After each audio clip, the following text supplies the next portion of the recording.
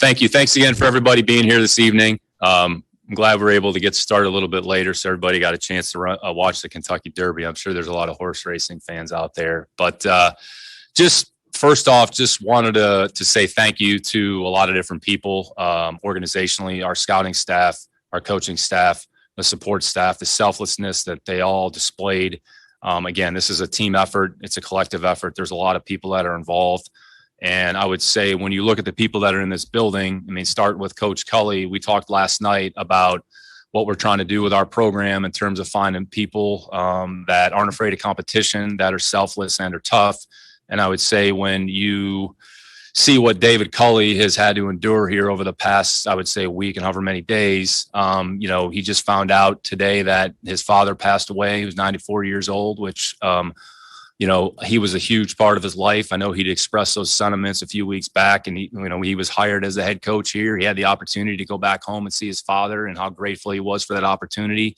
But again, even in the face of, I would say, adversity that he's gone through over the last few days with his father, and then he also lost his high school coach, who was a massive influence in his life. So to think about the things that he's had to deal with over the last week, and then to see his joy and to see his attitude speaks to the selflessness of him and the selflessness of this program, which embodies and encompasses the things that we're trying to do. So I think thoughts and prayers are appropriate to David and his family at this time. I know he certainly would be appreciative of that, but you really wouldn't know how much he's hurting just based on how he's handled everything, which is grace, humility, and dignity and selflessness, and an attitude that has really, quite frankly, permeated the building on a day-to-day basis. So in addition to David, I think secondly, just thankful for the scouting staff, the coaching staff, for their effort, for the time that they put into this. Again, the scouting, the draft in and of itself, it's a year-long process. It's not about 3 days. It's not about one particular weekend. It's a culmination of a lot of different, I would say, hours and time. And there's a vast number of things that people are responsible for to kind of get to this end point. And again, this is an opportunity for us to build our team, and we're going to continue to work through the team building process as we go here through the spring and the fall. So, but just really a huge thank you and a tip of the cap to the entire organization from a football operations standpoint, because none of this would be really possible without their time and selfless efforts. So with that, we'll take some questions and go from there. John McClain.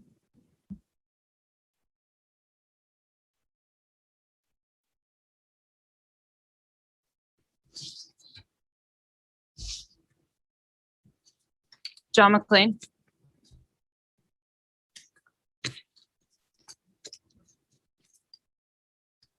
Aaron Reese. Hey, Nick, you traded up to 174 when I think 161 was still on the clock, and then you traded to 170. Can you just walk us through what happened there and why you did that? Yeah, sure. Absolutely. We talked a little bit about this last night. This draft today was probably going to be more about maneuvering around, and it's relative to the supply and demand of players that you're looking at it and how they're graded and what those opportunities are going to look like. And when are you going to pick those players? Who are you actually going to pick? So again, it was really more about positioning more than anything else. So again, when you make a move, whether it's 4 spots or whether you make a trade, however many spots, everybody looks at it and says, well, they moved up 5 spots or they moved up to get this player, when more than anything is just about sort of repositioning relative to what the inventory of players was that we're looking at. I think going into this, as we sat last night and then again this morning, the expectation was we probably wouldn't use all 5 picks just because of how they were positioned. So, I'd say we were actively just trying to look at maneuvering around and just try to see if we can just make sure, put ourselves in a position that we felt where we could actually pick a player that we liked, as opposed to just picking a player for another reason, just to pick a player. And leading into this draft, it seemed like I saw kind of 2 arguments. One was that the lack of normal college season would maybe lead to quality players kind of slipping down board, and other teams kind of thinking they should punt some of those picks into future years when they have more information next year. What was kind of your philosophy on that, given that you did make 3 trades up in this draft, but obviously didn't kind of keep some of those later picks? Yeah, again, it goes back to just positioning and just looking at the volume and the quality of the players and the supply and demand. I think that's kind of a convenient probably excuse about, next year's draft will be a little cleaner than this year's draft. Again, I don't subscribe to that theory. I don't think that's necessarily accurate or true. So again, you have to look at your team. You have to look at the information that you have, look at your roster, and then just try to make decisions accordingly based on that information, that's what really we try to do. Sarah Barshop. Nick, you talked last night about not wanting to go into a pick with a position in mind. But when you go into the undrafted free agency process, does your mindset change at all? And kind of how does that process work for you? Yeah, Sarah, that's a really good question. Really what you have to do, you have to look at how your team is currently positioned and then just look at it from a sheer numbers standpoint relative to how the roster is constructed. So quite frankly, the undrafted process is a little bit more position specific, just relative to what your needs are, because a lot of those players you're looking to add for depth or whatever the case may be. And if you have X amount of players at one position, okay, if you add a player at that position, are you adding a player that's necessarily better than what you have? Is his performance commensurate with that? So again, you actually can be a little bit more strategic, and you've probably actually looked at it and tried to target some specific players. I would say in this particular instance this year, our volume is going to be probably pretty low. So again, it's really more about looking at your numbers, looking at your roster, and then just trying to fill it accordingly. So it's kind of, you shift your mindset. It becomes a little bit, I know it's kind of counterintuitive, right? You spend all this time about the draft picks, and then you get to the undrafted part and you're actually a little bit more targeted, a little bit more specific. But I'd say that's probably the case for most teams. John McClain. Nick, did you go into the draft thinking that there was a possibility you could make some deals to trade up because you had signed 37 players or traded for them, giving you the luxury of not having to need a bunch of picks?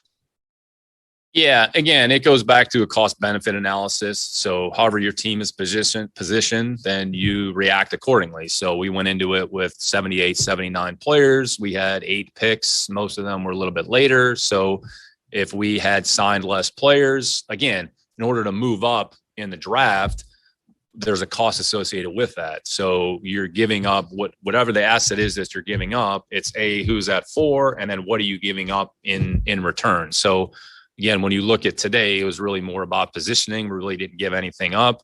And going back to yesterday, again, it was really about positioning, other than we added the additional 4th round pick, next year. So again, whenever you trade up for a player to move up, it's how big is the move? How far are you going? And then at what cost?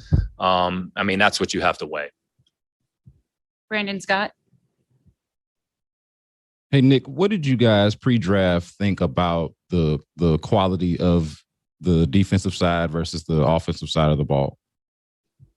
Yeah, it's a good question. I would say certain positions probably had a little bit more depth than others. And again, it's about supply and demand, right? So, everybody's looking at the same, I would say, players. How you evaluate those players and grade those players, it's 32 different draft rooms, Brandon. That's not the same system, right? So beauty is in the eye of the beholder a little bit to some degree, right? And what you're doing, and does a player fit some of the things that you're doing? To your question, were there defensive players that we looked at and earmarked? Absolutely. Did we have the opportunity to get them? It didn't manifest itself. So again, is that defensive player relative to the offensive player? Okay, how are those players graded? What's the value? And then again, what's the role relative to the value? And then again, you just want to try to weigh all the factors equally and then ultimately make a decision. So again, like to your question, do you go into a draft and say, okay, we're going to draft this side of the ball versus that side of the ball? No, that's not how it works. It might look like that on the surface, but that's really, I can't see in the crystal ball any better than anybody else. So you just kind of work through it. You look at the information and you process it, and then you make a decision and you move on. And then one other thing, when we talked to you earlier in the offseason, I think it was about free agency, you referenced analogy you made was trying to hit some singles and doubles and try to put the team together. Is that sort of the same mentality in the draft, or are you, especially with limited picks, are you trying to hit a home run? Yeah, I think you're trying to maximize your opportunities, whatever they are, and you don't know how it's going to turn out. I would say in free agency, you, to a certain extent, you have a little bit more known commodity, and going back and looking at where we were in March, from a cost standpoint, we didn't have unlimited resources that were available to us, right? So again, cost of a player relative to something else. So for every X player you sign, you're won't be able to add 3 or 4. So again, you have to look at that information. So there's some financial components to it. And you're looking at, I would say, more known commodities because at least you've seen them play. When you get to the draft, I mean, none of these players have seen an NFL field before, an NFL snap. So you're projecting them. So again, that's what the draft is projection. And you just have to try to make a decision about what you think the player is going to be. Sometimes it's the player turns out the way you think, and other times he doesn't for a myriad of reasons. And that's the draft. Mark Berman. Nick, I'd like to ask you a couple of things. With the numbers of players you have on your roster, signing the undrafted free agent crop, is it going to be smaller this year maybe than it normally would? Or would you maneuver around to make it larger if need be? Yeah, that's a good question, Mark. I would say more than likely it'll probably be smaller just relative to our numbers. Again, we had to start yesterday, right, 78. So we drafted 5. So there's 83. So you have, call it 7 spots. So however many you sign. So again, if you sign a few, then you have some open roster spots, which might not be a bad thing because there might be some transactions that take place here league-wide, given what teams have done draft-wise, right? So players that maybe drafted a position, maybe that opens up inventory at that position. So player gets waived, draws on a waiver wire, or maybe that player is available in a trade. So actually having some wiggle room there a little bit with maybe 3 or 4 spots might give you the opportunity to add somebody that maybe you weren't even thinking about. So try to just give ourselves as much flexibility as possible. I think we'll have more information specifically about our players once we actually get to see them a little bit more on the field, and then we can assess that information. So again, you just try to make good decisions with the information that you have, and that'll be an ongoing process. Could you give us some thoughts on each of the guys you got today? Sure. Yeah, we'll start with Jordan. Played since his freshman year in Miami. He started a number of games, a productive player in the passing game. Decent with the ball in his hands, runs hard, has some straight line speed. Again, had pretty good production as a pass catcher. Wallow played in I would say really for a good defensive coach and Coach Patterson. I mean, they've been known for defense for a long time. The way they're constructed defensively, specifically to Garrett. No, he was in the box a little bit. He played detached from the formation. Instinctive player, runs well, can close space, is a decent tackler. A+ football makeup and character. Which that's important to what we're trying to do, like we talked about last night. And then Lopez, so grad transfer, actually finished up at Arizona. He's at New Mexico State, I believe, before that. So played there, high school wrestler, really strong. He's 6'1" and change, 305. I think he did like 36 bench presses or something like that. So has good playing strength, leverage, I would say, especially with defensive lineman and offensive lineman. It's really about playing with leverage and playing with technique, bending your knees. So again, I'd say Roy has some concept of that, just given his background. Tough as nails. Again, high football character and makeup, which is important to the overall development of the player. So that's, I'd say, a quick just snapshot on those 3. We have time for a few more. Chrissy Rican. If you were able to just kind of sum up this whole draft and evaluate everything you were able to do in a few words, how would you evaluate what you were able to do, and did you accomplish what you wanted? I'm sure depending on how you ask, they'll have an evaluation. But no, again, we just try to add good football players that are good people, that aren't afraid of competition, that are selfless and are tough. And they have certain skills or attributes relative to their position that we think they can add to our team and that we can look to improve or develop. So I would say that's probably the best way to summarize it. Again, it's the team. It's just one aspect of the team building process. It's certainly maybe a bigger part of the team building process, just because there's more opportunities depending at one particular point in time. So you got, 300, 250, 60 players, whatever it was that were picked. And there's going to be hundreds of other players that weren't drafted that you're going to look to evaluate. So so I think it's one step and hopefully in the right direction. And again, it's just the first step of what we're trying to do this year. And there'll be other opportunities, hopefully, for us to continue to improve our team. Randy McAvoy. Hey Nick, how would you, with this being the first draft as a staff together, logistically, how do you think it all went inside that room the last few days? And then the second part is, when do you expect to get these rookies and the guys who are going to sign here together actually on the field? And what's the plan for that rookie camp? Yeah, a couple good questions there, Randy. From a staff standpoint, really a lot of credit to our staff. I would say just when you transition into a situation like this, not really having worked with a large volume of people kind of in this capacity, but I mean, everybody handled themselves outstanding. I mean, it was, I would say, process-wise, was very clean, very smooth. Everybody had an understanding of what their role and expectation was.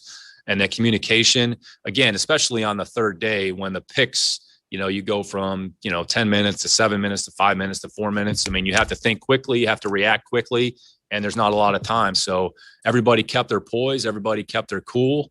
I solicited opinions from our staff, from Lip, from Baz, from John Richter, from Zeke, because those guys have put as much time into it as anybody. So from a staff standpoint, I mean, really, honestly, couldn't really ask for anything more just from their efforts and the job that they have done.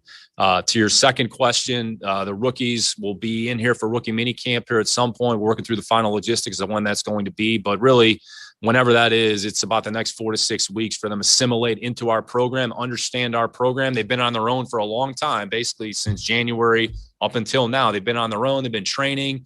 They've been doing non-football related things. They've been out of the team infrastructure, the team environment. Now they're on a team. They know they're a Houston Texan.